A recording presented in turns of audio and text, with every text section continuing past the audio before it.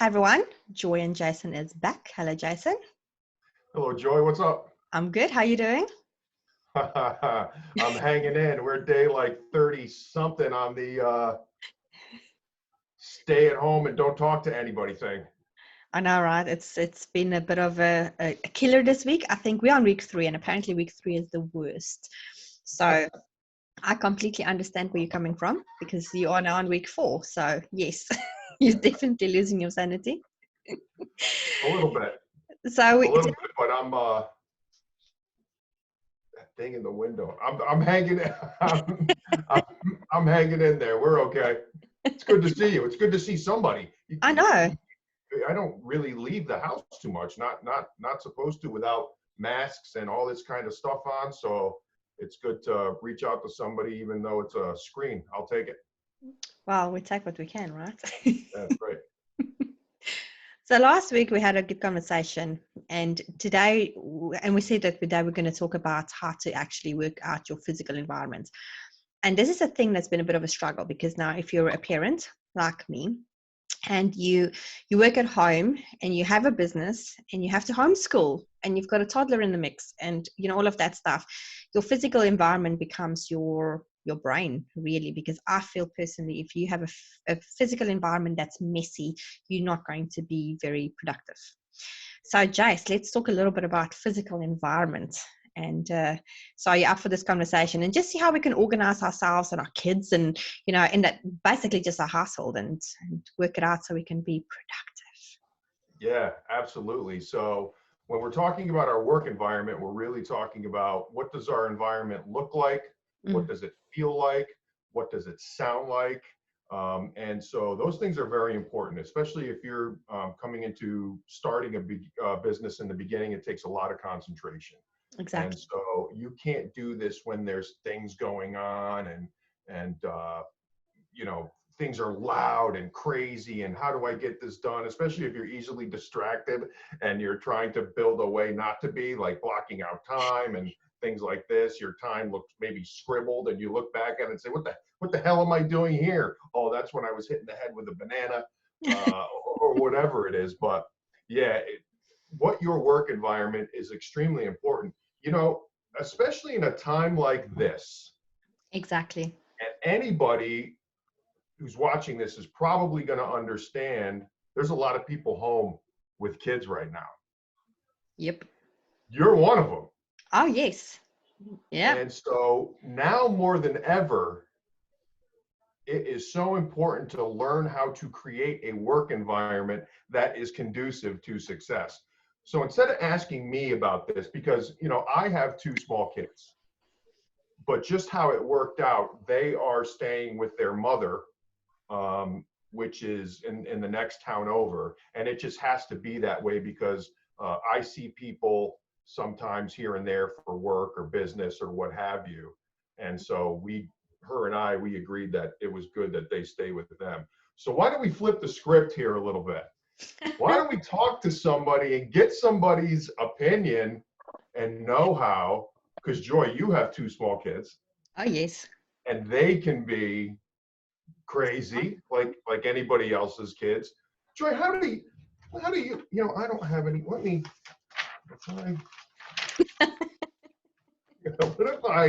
if we did this? Ladies and gentlemen, thank you for stopping in. My name's Jason and you are on Joy's podcast. We have a guest today. Her name is Joy. She's often here for this. We are going to be asking Joy about a little something called, what does your work environment supposed to look, feel, and sound like, especially during a pandemic when your kids are home and driving you crazy? You still have to maintain and still try to be successful. Thank you for tuning in. Let's get started. Joy, how does one maintain a work environment that is conducive to success, especially when you have a situation like this going on where schools are closed, can't go anywhere? I mean, this is optimal. You have kids in your face. How do you make it happen? So first of all, I just want to say that it's not easy. And by no means, shape or form do I say that, you're going to be happily a successful environment every 5 seconds of the day, because you can't.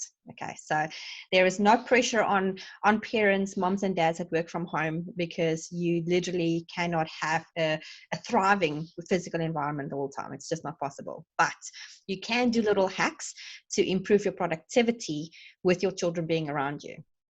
I also want to mention that this last 30 days have been my best 30 days financially as well, which is interesting considering I've had my kids with me the entire time.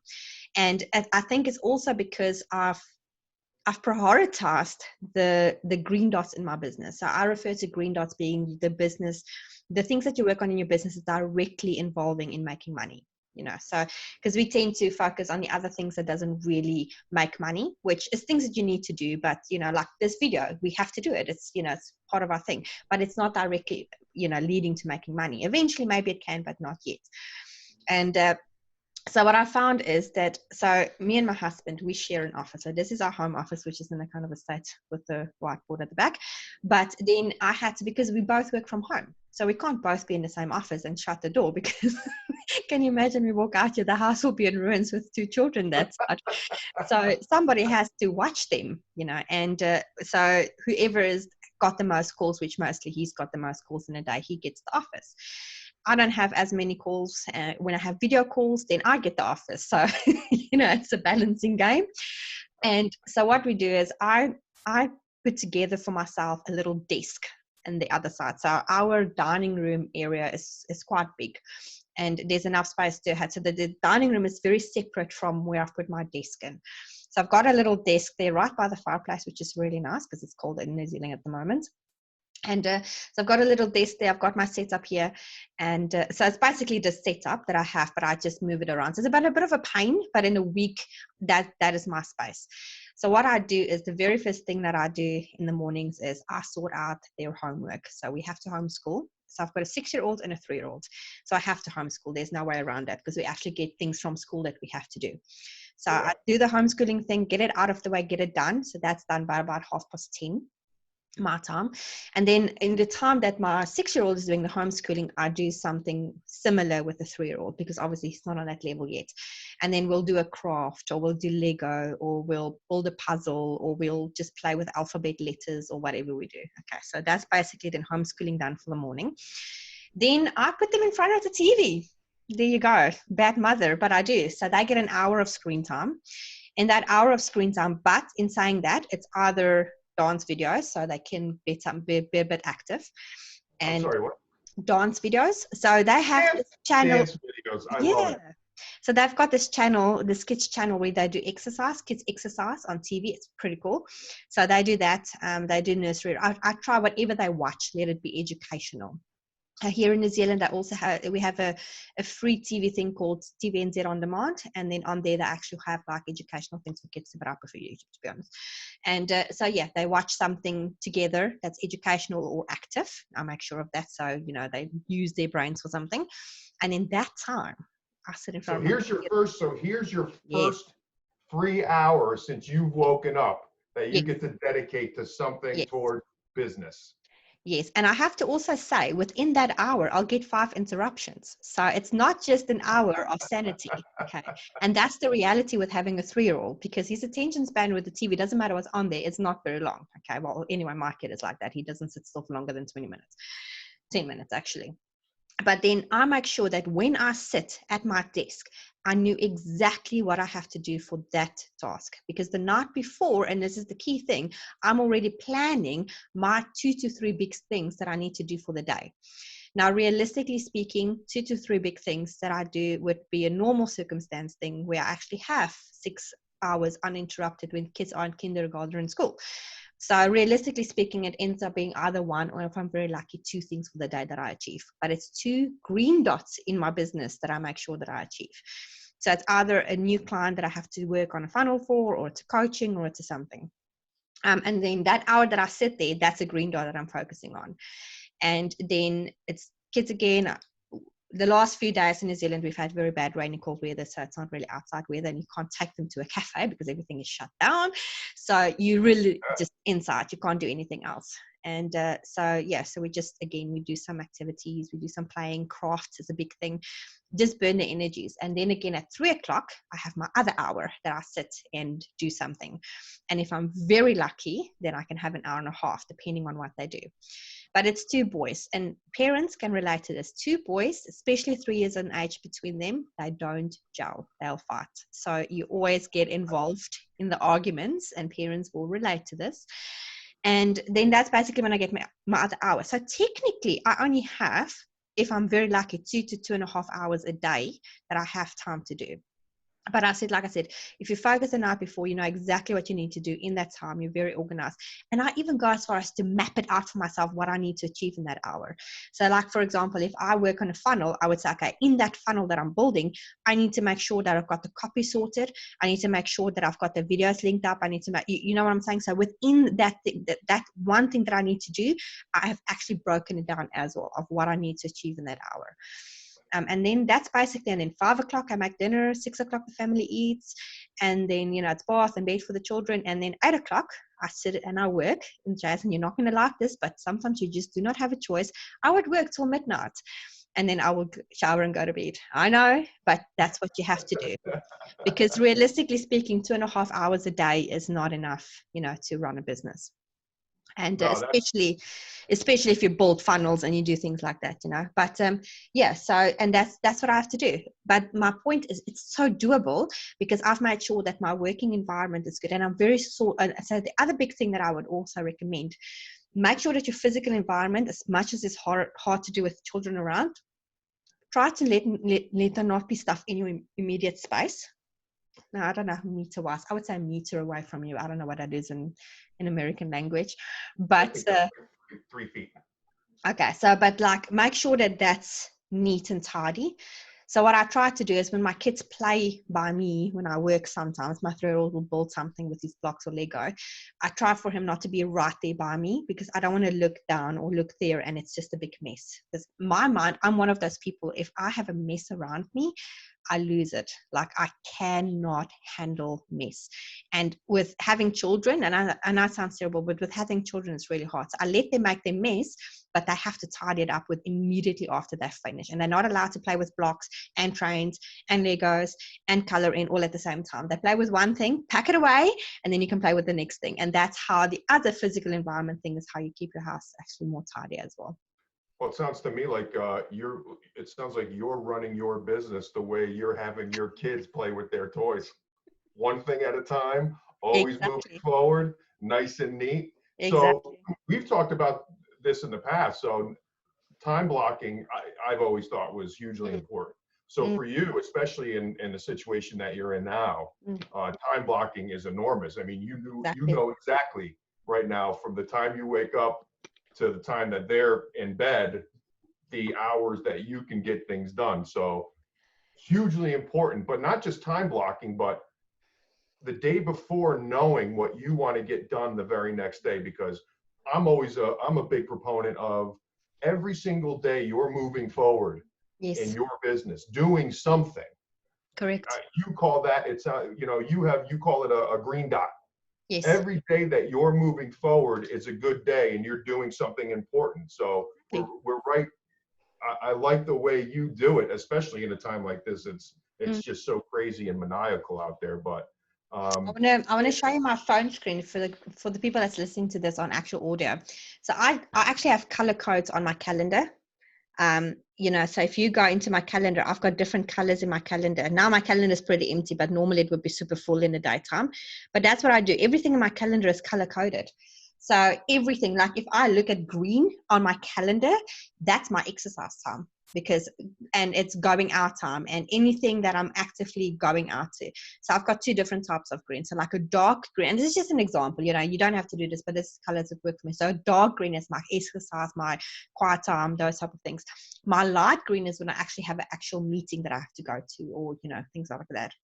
And then I've got blue, whereas like when I'm spending time, and that's when I do a go live in a Facebook group, or I teach something or whatever. And then yellow is podcast recording or whatever. So that is the thing. This is my other advice. So if you color code your calendar, even with you not looking to see what it is, you just look at it and look, okay, I need to get this done the next day.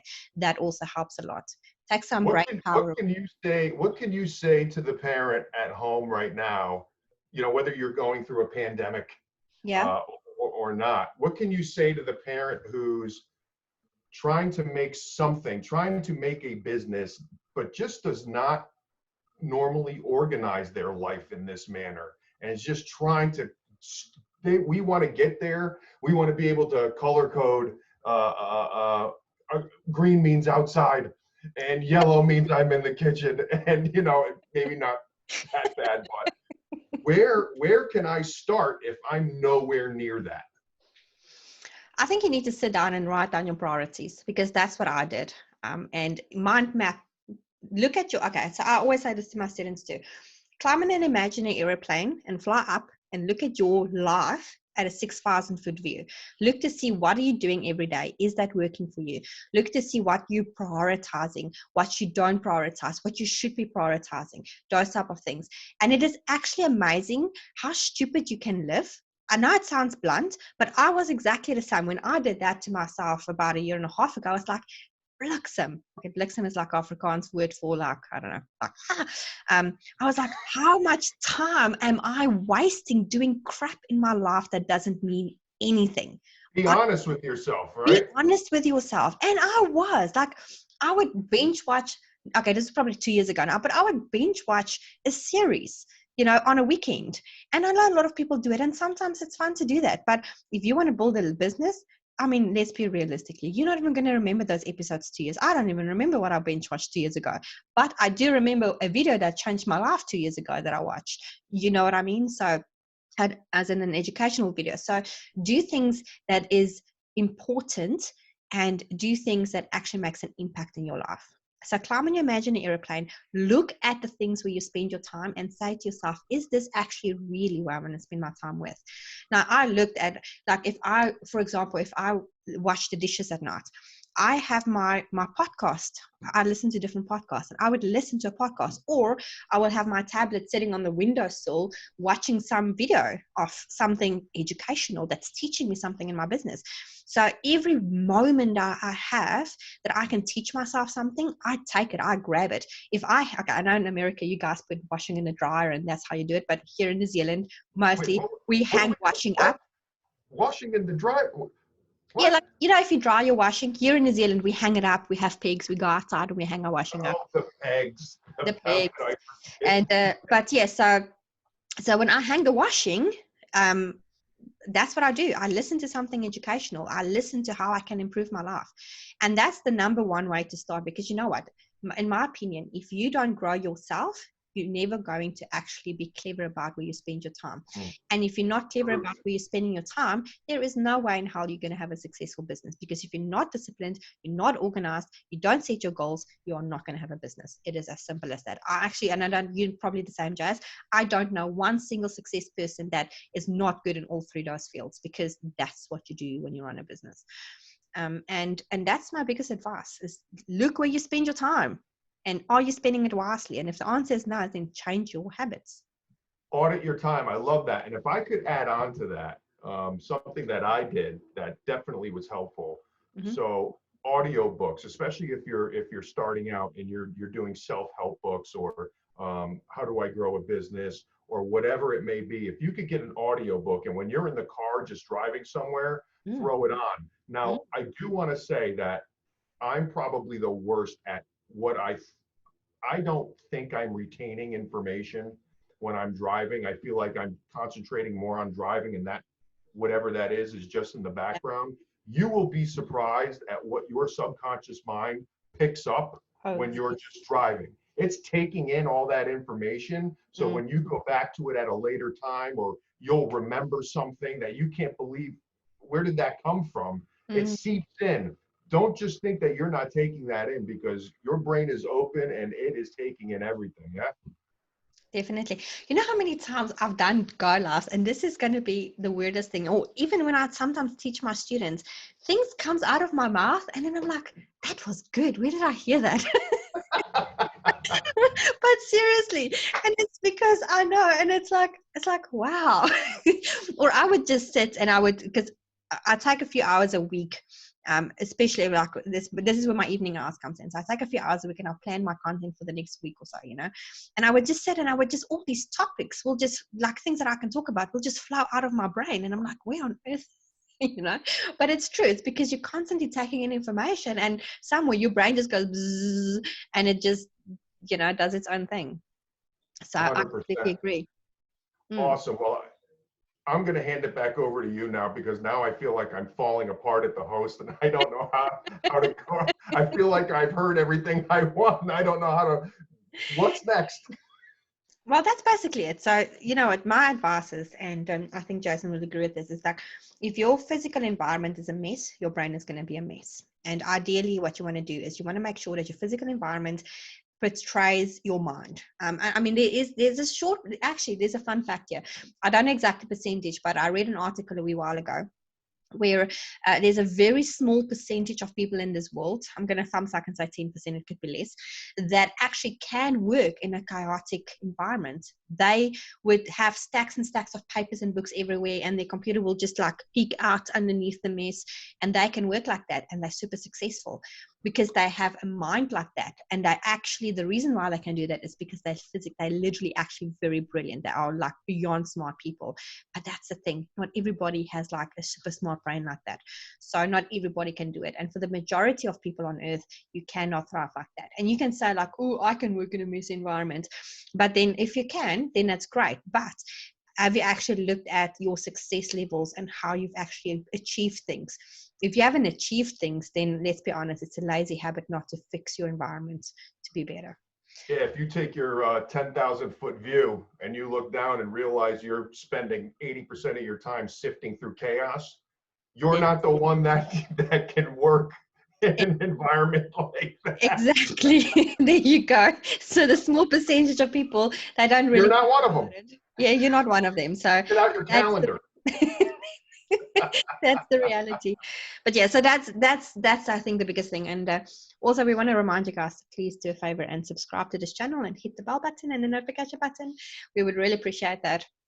And that's the physical environment. And also I have been working on how to get people organized and so on. So I've got a lot of information on this. So I would actually drop a link to that in the bottom of this, where you can get some documentation that will just help you to be more organized.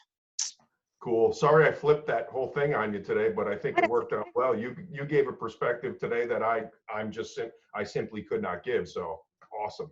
That's awesome. It was quite fun getting the switch flipped. Yep. We're all going wonky, baby. Day 30 in quarantine. Okay. Nuts. It's getting nuts. All right, folks. We'll see you next time. And we don't know yet what we're going to talk about next week, but we will figure it out. And I can't wait to see where we are next week. All right. Talk to you guys next week. Bye. Talk to you later, everybody. Stay safe.